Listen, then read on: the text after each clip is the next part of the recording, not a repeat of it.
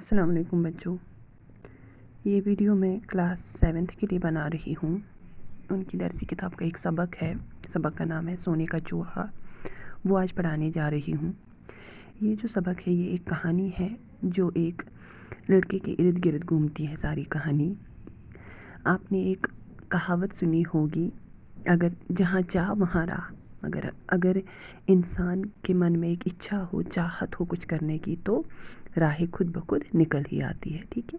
ویسا ہی ایک یہ کہانی ہے جس میں ایک لڑکے کی چاہت دکھائی جاتی ہے کہ جب وہ من میں ٹھان لیتا ہے تو وہ اپنی زندگی کو کتنا خوشحال اور آسان بنا دیتا ہے، ٹھیک ہے۔ چلیے سبق شروع کرتے ہیں۔ ایک بار اچانک ایک مالدار سوداگر کی موت ہو گئی۔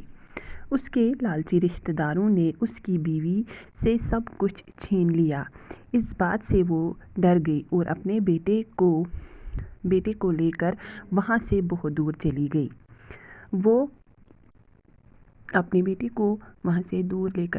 اپنے بیٹے سے بہت پیار کرتی تھی۔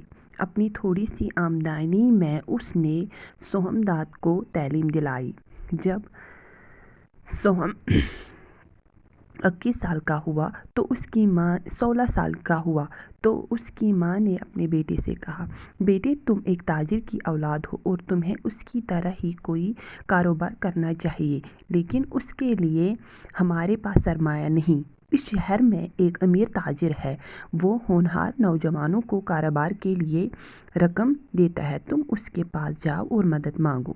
دوسرے دن نوجوان سومدات اس امیر تاجر کے گھر گیا۔ وہاں پہنچ کر اسے معلوم ہوا کہ بیوپاری کا مزاج بہت خراب تھا۔ وہ کسی دوسرے نوجوان پر غصہ اتار رہا تھا۔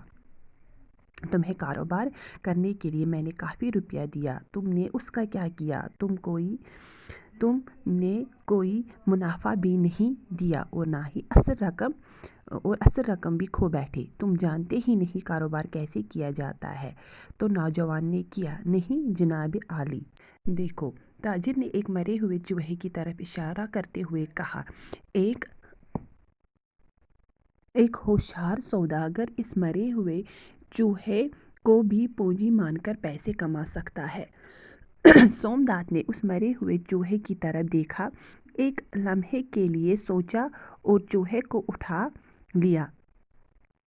کر کہا، کیا تاجر کے پاس گیا، میں آپ سے پونجی کے روپ میں یہ چوہا ادھار لے رہا ہوں۔ تاجر نے سومدات کی طرف دیکھا اور ہنس پڑا، لیکن سومدات سنجیدہ تھا۔ وہ مرے ہوئے چوہے کو اٹھا کر باہر چلا گیا۔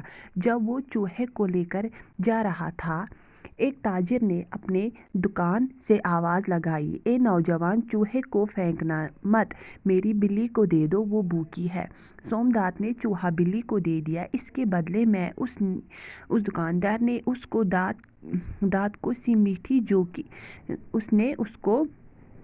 میٹھی جوکیں دے دی۔ سومدات نے جوکیں دانوں کو خوب پیس لیا۔ اس کے بعد ایک گڈھے میں پانی بھر کر ایک چوراہے پر جا بیٹھا۔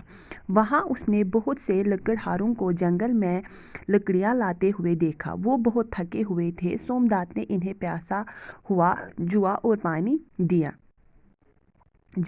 دیا۔ لکڑہارے بہت خوش ہوئے، ہر ایک نے اسے 2 لکڑیاں دی۔ سومدات نے یہ لکڑیاں بازار میں بیچ دی۔ ان کے بیچنے سے جو پیسے ملے ان سے کچھ اور جو خریدے۔ دوسرے دن سومدات پھر چوراہے پر جا کر بیٹھا۔ لکڑہاروں کو پیسا ہوا جو اور پانی دینے لگا۔ انہوں نے پھر بدلے میں لکڑیاں دی۔ یہ لکڑیاں بھی اس نے بازار میں جا کر بیچ دی۔ کئی دن سومدات نے لکڑیاں بیچ کر کافی پیسہ جمع کر لیا اور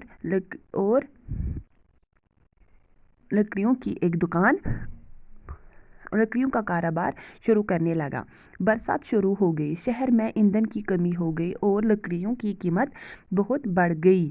سومدات نے لکڑیاں اچھے दामों में बेच दी और तरक्की की। कुछ ही सालों में उसका शुमार शहर के अमीर ताजरों में होने लगा, लेकिन वो इस अमीर ताजिर को नहीं बोला। उसने उस मरे हुए जिसने उस अमीर ताजिर को नहीं बोला था जिसने उससे वो मरा हुआ चूहा दे दिया था। ठीक है। एक दिन उसने सोचा कि उसने एक सोने का चूहा बनाया और उस ताजिर से मिलने गया। मैं आपका बहुत एहसानमंद हूँ सेठ जी, उसने सर झुकाकर कहा। आपने मुझे राह दिखाई। ये कहकर उसने सोने का चूहा ताजिर को दे दिया। ताजिर ने हैरत से कहा, ये क्या है? क्या मैंने तुम्हें कुछ उधार दिया था? जी हाँ, आपने मुझे एक मरा हुआ चूहा उधार दिया था। सोमदात ने ताजिर को सारी कहानी सुनाई। ताजिर सोमदात की कहानी सुनकर बहुत खुश हुआ और इतना मुतासिर हुआ कि उसने अपनी लड़की की शादी सोमदात से कर दी। सोमदात अपनी बीवी और माँ के साथ ऐशो आराम से रहने लगा। ठीक है। इस कहानी से हमें अब ये सबक मिलता है कि अगर हम मेहनत करेंगे और अच्छे से काम करेंगे तो हम अपनी ज़िंदगी को बहुत ही खुशगवार और अच्छी बना सकते हैं, जैसे इसने किया था। ये जो सोमदात थे एक अच्छे और होनहार ताजिर साबित हुए, क्योंकि इसने अपनी चालाकी से और अपनी दानतदारी से एक बहुत नाम कमाया और बहुत पैसा कमाया और आगे अपनी माँ और अपनी बीवी को एक ऐशो आराम की ज़िंदगी दी। Thank you.